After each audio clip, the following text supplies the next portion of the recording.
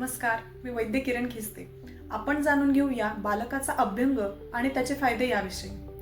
साधारणतः वय वर्ष 1 ते 1.5 पर्यंत लहान मुलाला रोज अभ्यंग करायला हवा.